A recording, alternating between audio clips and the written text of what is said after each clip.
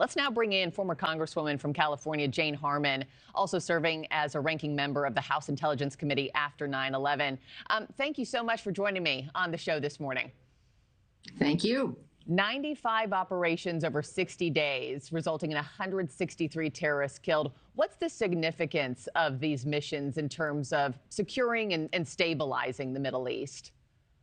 Well, to remind, I was in Congress on and after 9/11, and we spent more than a decade tracking the terror threat, and we didn't solve it. And there are radicalized people in the Middle East, but also in the U.S.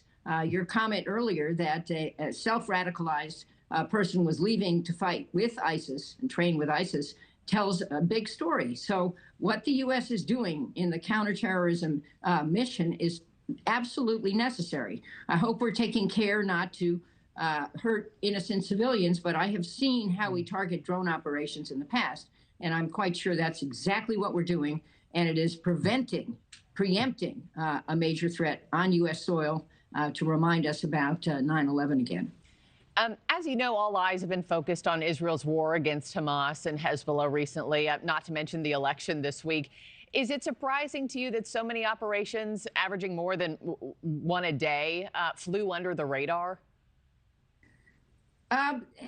No, nothing is surprising me anymore. I guess that would be a fair answer to this. But what is required is that the U.S. focus, as this Commission on National Defense Strategy I recently chaired said, on the fact that the threats against us are more complex and diverse and lethal than any, in fact, than all we've faced since World War II.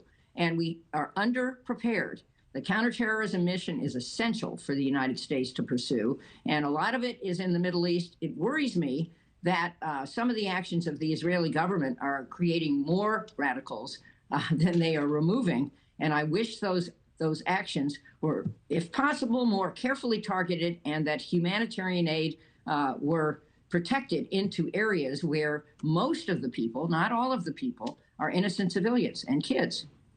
What do you make of the timing of these attacks leading up to the election? And could we expect a shift in policy in that region now that Trump has been reelected?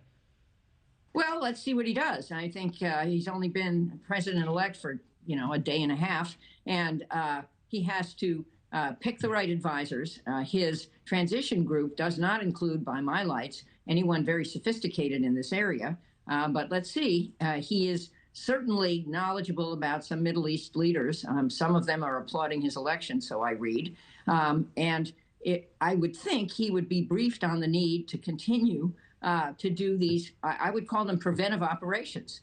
A lot of people, including him, don't want the U.S. in any more wars, talk about isolationist themes, but we are going to get in a war in the U.S. if we don't protect ourselves, which is the advice of this commission I chaired, and which is clearly part of the ISIS mission. And that's what they're training for, missions in the Middle East. But we can't leave out the fact that they could try to attack in the Western Hemisphere, as they did in the 90s in a Jewish community center in Argentina, the only attack we know of like that.